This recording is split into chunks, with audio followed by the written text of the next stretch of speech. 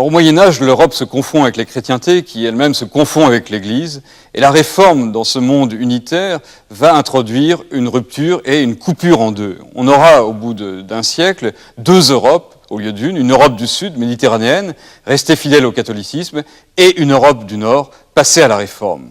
Alors, dans quelles conditions tout cela se passe-t-il ? Alors, tout d'abord, il faut rappeler que la réforme ne naît pas un beau matin, brutalement, mais qu'elle a été préparée, annoncée, préludée par toute une série de mouvements à la fois religieux et sociaux dans les régions précisément où la réforme va ensuite se développer. Alors on peut parler par exemple des Lollards en Angleterre ou des Hussites en Bohème dans l'actuelle Tchécoslovaquie. Il y a également les Vaudois dans les vallées alpines.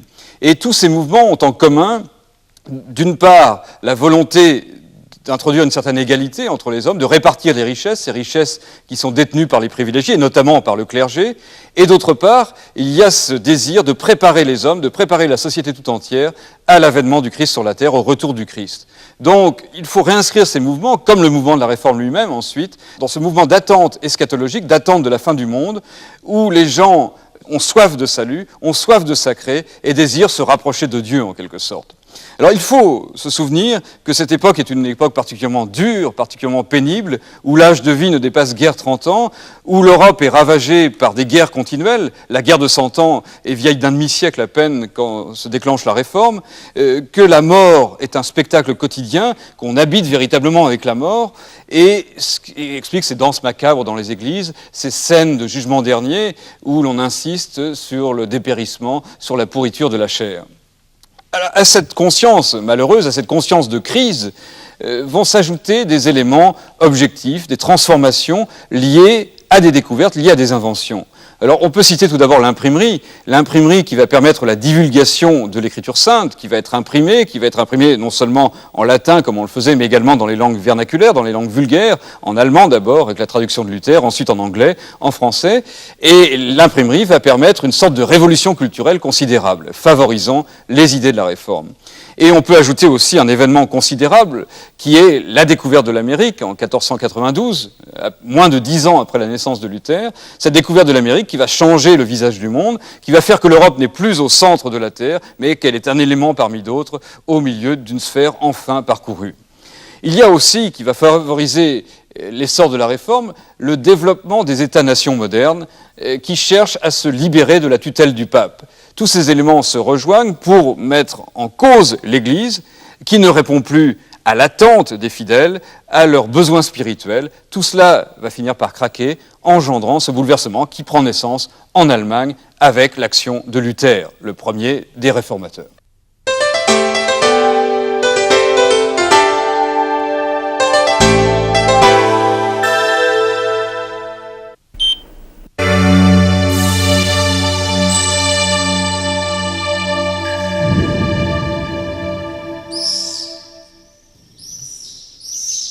Martin Luther naît en 1483 en Allemagne. Son père l'oriente vers des études de droit. Martin a 22 ans lorsqu'un jour, sur le chemin de l'université, un terrible orage éclate. La foudre tombe à 2 pas de lui. Terrorisé, il fait le vœu d'entrer au couvent s'il en réchappe. Et il tient sa promesse en devenant moine chez les Augustins.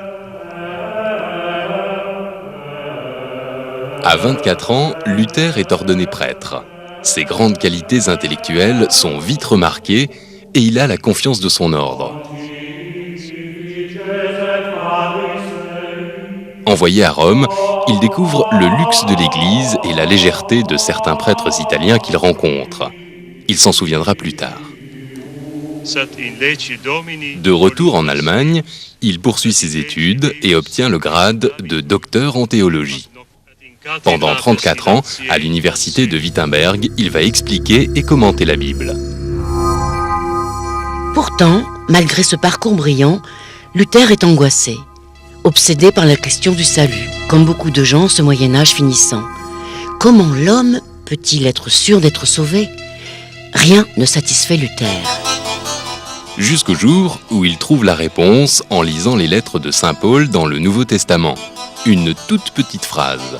Le juste vivra par la foi. Et une lumière prodigieuse envahit Luther, comme s'il sortait d'une longue nuit.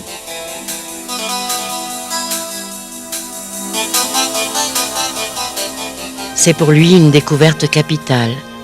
L'homme n'est pas sauvé par ses efforts, ni par sa volonté, ni par ses bonnes œuvres. Rien de tout cela ne peut suffire, non.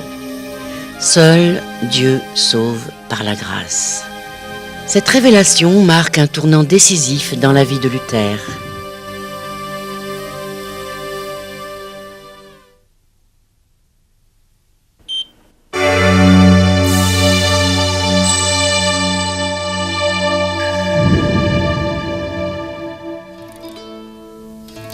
Luther passe la plus grande partie de sa vie ici, à Wittenberg, à l'est de l'Allemagne. Au XVIe siècle, la ville atteint son apogée grâce au prince électeur Frédéric le Sage, qui décide d'y établir sa résidence. Voici son château, de style Renaissance. Il crée aussi l'université où Luther va enseigner. Tout près se trouve également le couvent des Augustins, où il est entré comme moine. Et c'est ici, à Wittenberg, que Luther va mettre le feu aux poudres. En 1517, il affiche sur la porte de l'église du château un manifeste dénonçant les indulgences. C'était un moyen proposé par l'église pour racheter les péchés et gagner le salut. Au XVIe siècle, les gens étaient obsédés par l'angoisse de la mort, de l'enfer et du salut. Épidémies de peste, guerres incessantes. La littérature et la peinture de l'époque regorgent de scènes macabres. Grâce aux indulgences, les fidèles pouvaient effacer leurs fautes en échange de prières et de pèlerinages. Mais petit à petit, l'argent a pris la place de la prière et les indulgences sont devenues l'objet d'un véritable commerce. De plus, le pape a besoin d'argent pour construire Saint-Pierre de Rome. Dans ce commerce, un certain moine Tetzel s'est particulièrement illustré. Passant dans les villes et les villages au son de tambours et de trompettes, il vendait les indulgences comme un remède miracle. À l'instant où l'argent tombe dans la boîte à offrandes, l'âme s'envole du purgatoire. Ce lieu où l'âme expiait ses fautes et se purifiait avant de pouvoir entrer au paradis. C'est devant cela que Luther est indigné. Le salut est donné par Dieu seul, dans la foi en Jésus-Christ. Personne ne peut l'acheter puisqu'il est gratuit. La vente des indulgences est donc contraire à la vérité des évangiles. Luther veut dire tout haut ce que bien des gens pensent tout bas. En affichant sa position en 95 thèses, Luther ouvre publiquement le débat. Les théologiens refusent de se prononcer, mais les étudiants de Luther traduisent le manifeste du latin à l'allemand et le diffusent partout. Né à Wittenberg, les 95 thèses vont enflammer l'Allemagne, puis l'Europe, et donner naissance à la Réforme.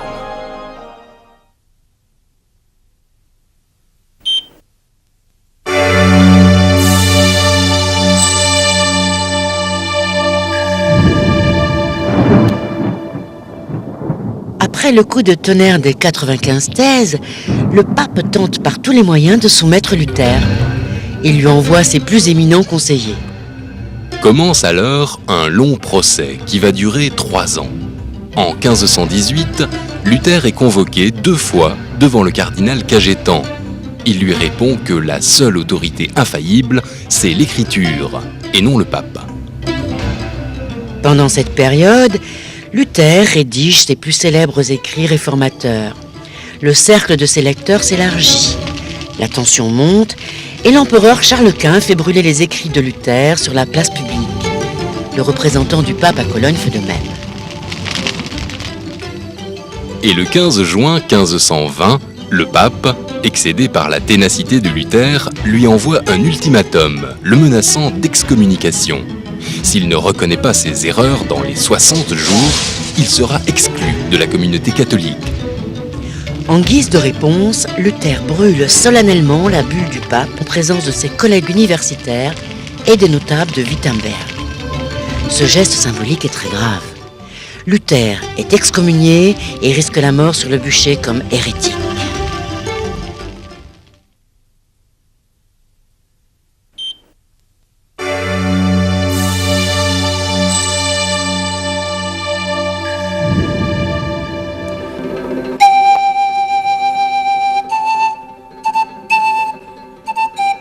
Les idées de Luther font de nombreux adeptes. C'est le cas notamment du prince électeur de Saxe, Frédéric le Sage. Il devient le protecteur de Luther. Et il persuade Charles Quint de convoquer Luther devant la Diète de Worms au lieu de le condamner au bûcher sans jugement. C'est ainsi qu'en avril 1521, Luther comparaît devant l'Assemblée des princes. Mais cette fois encore, Luther ne renie aucune de ses convictions. Il achève son discours par ces mots devenus célèbres. « Ma conscience est liée par la parole de Dieu. Je ne peux ni ne veux rien révoquer, car il est dangereux et même malhonnête d'agir contre sa propre conscience. » L'empereur déclare Luther hors la loi.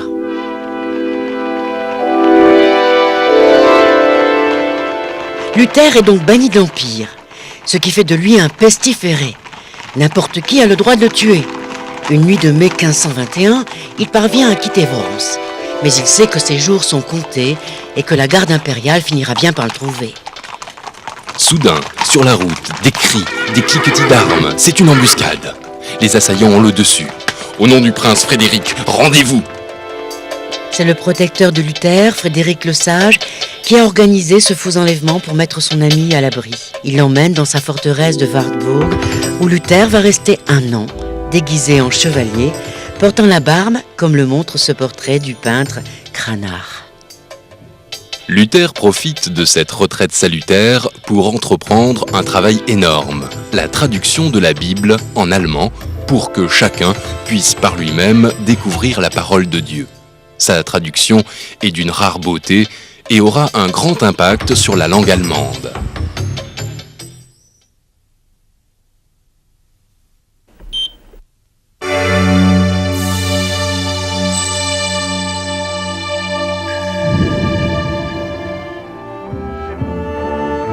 Bien qu'exclu de l'Église romaine et mis au banc de l'Empire, à peine 1 an plus tard, Luther se retrouve à Wittenberg, sain et sauf. Il quitte le couvent, se marie avec une ancienne religieuse et devient père de 6 enfants. Excellent père de famille, il est aussi bon vivant, libre dans ses paroles, parfois même violent. Jusqu'à sa mort, à l'âge de 62 ans, il ne cesse de travailler et de défendre ses convictions. Voici les principales. Premièrement, le salut est gratuit, donné par Dieu. Il ne se gagne ni par des bonnes œuvres ou par de l'argent, ni par l'intermédiaire de l'Église. Le seul intermédiaire pour Luther, c'est Jésus-Christ. Deuxièmement, les papes et les conciles de l'Église peuvent se tromper. La seule autorité absolue infaillible, c'est la Bible dans laquelle Dieu se révèle. Troisièmement, tous les hommes peuvent être directement en rapport avec Dieu, par la foi. Cela s'appelle le sacerdoce universel. Plus de distinction de nature entre les prêtres et les laïcs. Tous doivent pouvoir lire la Bible et connaître les bases de la foi chrétienne. Dans un souci constant d'éducation, Luther rédige un petit catéchisme en allemand destiné aux familles et à tous ceux qui n'ont pas bénéficié d'une bonne instruction. Tu n'en prendras pas le nom de ton Dieu inutilement. Qu'à ça dire, nous devons craindre et aimer Dieu afin de ne pas faire par son nom ni imprécation, ni jurement, ni enchantement, ni mensonge. Le livre présente un résumé de la doctrine chrétienne avec les 10 commandements, le credo, le Notre Père, le baptême et la scène. Le petit catéchisme utilise une pédagogie très moderne pour l'époque, sous forme de questions-réponses. Il est utilisé aujourd'hui encore par 75 millions de luthériens à travers le monde.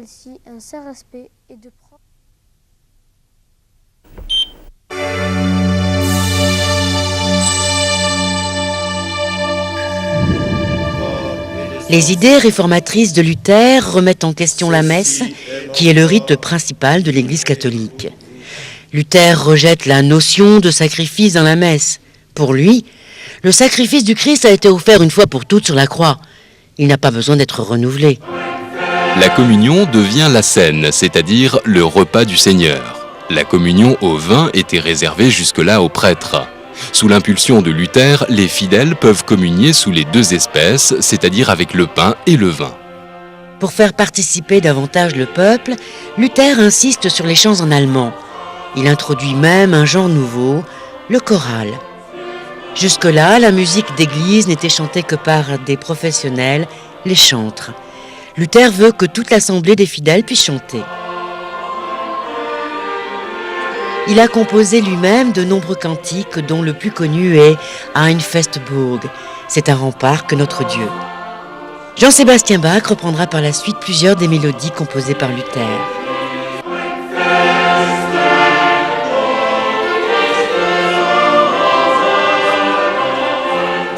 Peu à peu, la messe est dite en allemand et on l'appelle plutôt culte évangélique, parce que l'essentiel devient la prédication de l'évangile. Les prêtres, ralliés à la Réforme, deviennent des prédicateurs. On les appelle également pasteurs ou ministres de la parole.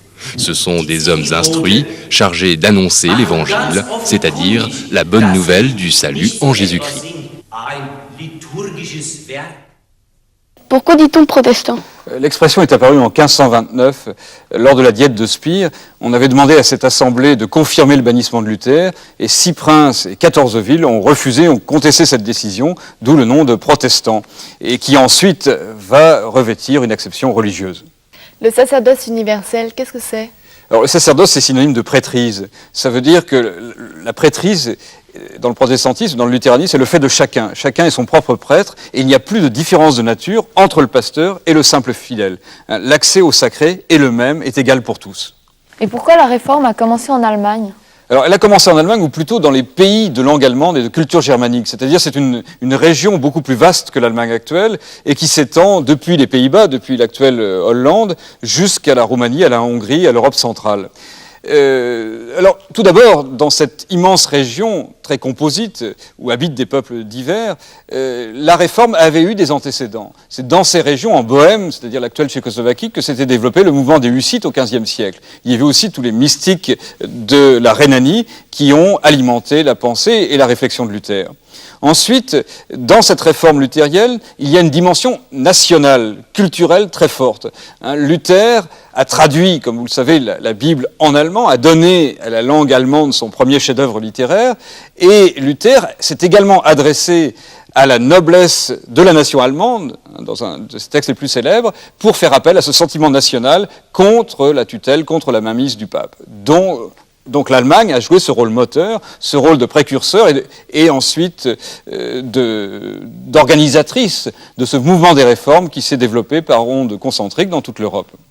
Alors, à côté de la réforme luthérienne, se développent des mouvements plus radicaux qui trouvent leurs racines dans les pré-réformes des 14e et 15e siècles. Et cette réforme radicale n'est pas monolithique.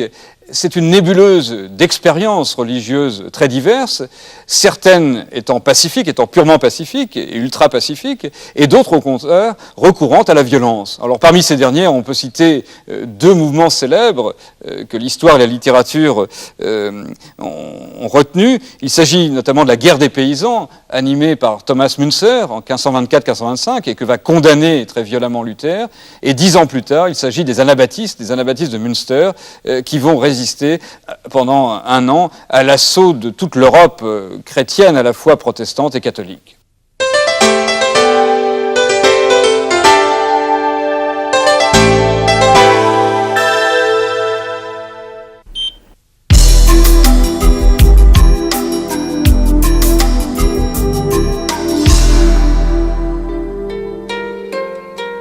En Suisse, un ancien prêtre, Zwingli, introduit la réforme, d'abord à Zurich, puis à Berne. Mais assez vite, quelques-uns de ses propres disciples réclament une réforme encore plus radicale et se séparent de lui. Notamment, ils pensent que le baptême des enfants n'est pas conforme à la Bible. Alors, ils pratiquent le rebaptême des adultes, qui est pour eux une entrée consciente dans l'Église, un engagement personnel à vivre selon l'Évangile. C'est pourquoi on les appelle anabaptistes ou rebaptiseurs. Ce nouveau courant déclenche l'opposition de la part des autorités. Pourquoi ? Parce que le baptême des enfants fait partie d'un ordre établi entre l'Église et les pouvoirs politiques. Il permet aux princes ou aux magistrats de dénombrer et de contrôler ces sujets, et permet aux prêtres d'assurer le paradis en cas de mort précoce et de contrôler la pratique religieuse des familles. Du Fils et du Saint-Esprit.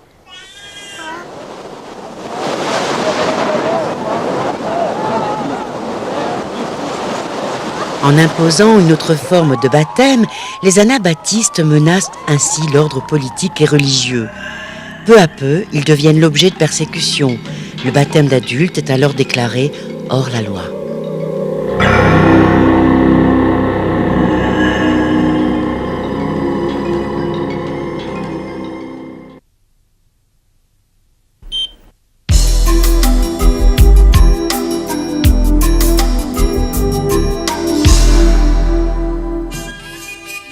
Strasbourg, un pont sur le Rhin reliant les États de l'Empire germanique aux provinces du Royaume de France.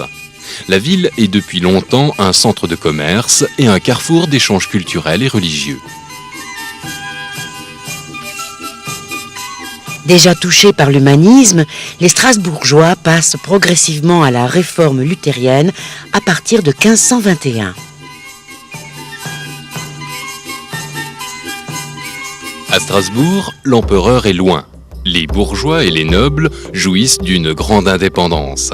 Même le prince-évêque a été mis à l'écart des affaires religieuses et de la chasse aux hérétiques. La justice de la ville s'est fait une réputation de modération exceptionnelle en ce domaine. Parmi les réformateurs de la ville, Martin Bucer et Wolfgang Capiton croient à la possibilité d'une voie originale qui serait ouverte aux différentes idées de la réforme. C'est pourquoi ils se montrent favorables à l'accueil des chrétiens qu'on pourchasse. Cet esprit de tolérance a de quoi séduire les éléments les plus radicaux de la réforme, en particulier les anabaptistes. Des centaines de chrétiens persécutés viennent trouver refuge dans la ville. Les anabaptistes disent de Strasbourg qu'elle est une auberge de la justice, une cité de l'espérance.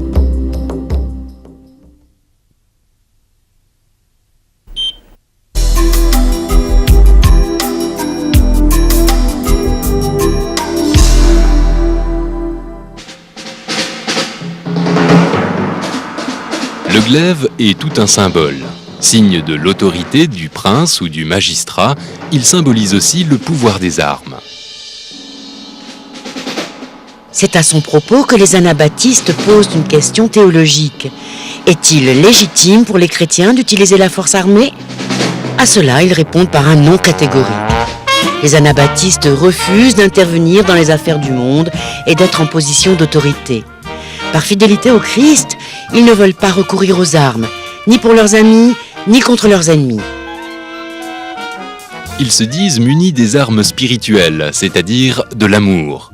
Ils sont même prêts à offrir jusqu'à leur vie pour rétablir l'Église idéale, celle des premiers temps du christianisme. Selon eux, l'Église doit être totalement indépendante de l'État. L'autorité du prince doit se limiter au domaine civil pour punir ceux qui désobéissent à la loi et n'a rien à imposer sur le plan religieux. Mais à l'époque, les armées turques sont parvenues jusqu'aux portes de Vienne. La menace d'une invasion se fait brûlante. Alors, le témoignage pacifique des anabaptistes apparaît comme une trahison. Même les autres réformateurs comme Luther, Zwingli ou Calvin jugent ces courants suspects. D'autant plus qu'à côté de ce pacifisme absolu, se développent des groupes d'anabaptistes qui veulent hâter la fin du monde, y compris par la violence, comme Thomas Müntzer.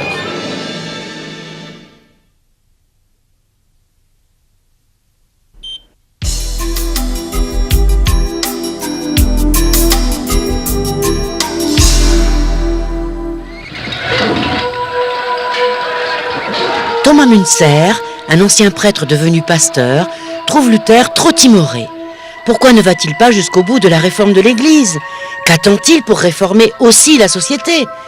Müntzer prêche qu'il faut préparer le retour imminent du Christ. Les paysans, écrasés dans la misère et déçus par la réforme luthérienne, se soulèvent. Ils pillent et ravagent les châteaux, les monastères, les églises. Müntzer les rejoint et encourage la révolte. Abolissons les privilèges des seigneurs, donnons des droits au peuple, répartissons la richesse entre tous.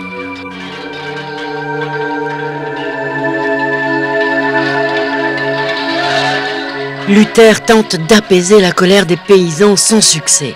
Il les condamne alors violemment et incite les princes à la répression. Cette révolte qui embrase toute l'Allemagne du Sud est écrasée en 1525. Plus de 100 000 paysans sont massacrés. Thomas Münzer, fait prisonnier, est torturé, puis exécuté.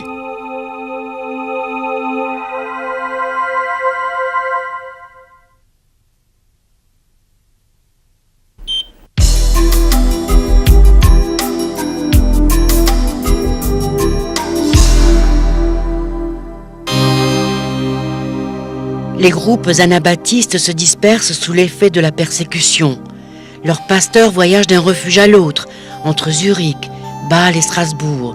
Ils y croisent les mécontents du luthéranisme et les rescapés de la guerre des paysans. Ils éprouvent alors le besoin de clarifier les points d'accord de leur mouvement. C'est pourquoi ils se rassemblent à Schleitheim, sur la frontière qui sépare la Suisse de l'Allemagne, au début de l'année 1527. Avec l'aide de l'un de leurs pasteurs, Michael Sattler, ils résument en 7 articles les fondements de leur foi et leurs règles de vie. Leur déclaration ne remet pas en cause les acquis essentiels de la Réforme, mais elle centre la vie des chrétiens sur l'exemple du Christ et recommande des pratiques tirées du Nouveau Testament pour régler le comportement de la communauté. Pour se distinguer du monde, ces anabaptistes refusent de baptiser les enfants, de porter l'épée ou de prêter serment en toutes circonstances, civiles ou religieuses. De même, leur compréhension de la foi chrétienne est très moderne. Pour eux, la conversion au Christ doit être personnelle et l'adhésion à l'Église volontaire. L'Église et l'État doivent être indépendants et le croyant totalement libre de ses convictions religieuses. Les croyants doivent avoir une conduite pure et morale. Leur communauté doit être organisée sur le mode démocratique.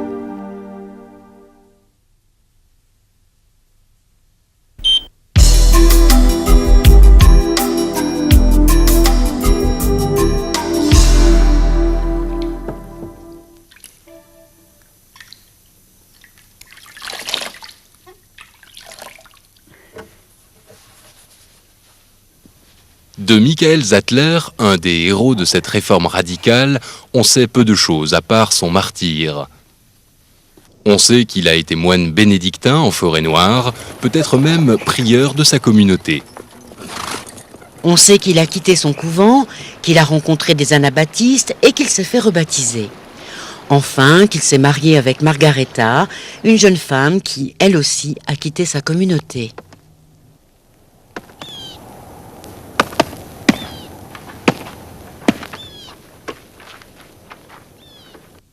Il devient alors prédicateur itinérant tout en gagnant sa vie comme tisserand. On le retrouve ensuite à Strasbourg, auprès des réformateurs Martin Bucer et Capiton, puis à Schleitheim, où il est l'un des leaders de cette assemblée qui pose les fondements de l'anabaptisme pacifique. C'est peu après que les autorités catholiques se saisissent de lui et de son épouse. Le procès est reporté de plusieurs mois par crainte d'un soulèvement populaire, ce qui laisse à penser que Michael Sattler est un homme connu et influent. Enfin, le procès commence. Michael Sattler est accusé d'hérésie, pire encore, de trahison. N'a-t-il pas déclaré qu'il est du devoir du chrétien d'aimer son ennemi, même l'envahisseur turc ? La sentence tombe. La mort.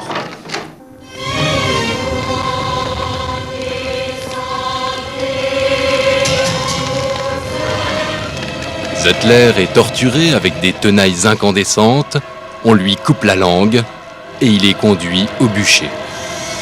Quant à sa femme, elle est noyée dans les eaux du Neckar. Aujourd'hui, l'église ménonite, héritière des anabaptistes, garde encore le souvenir de ce martyr.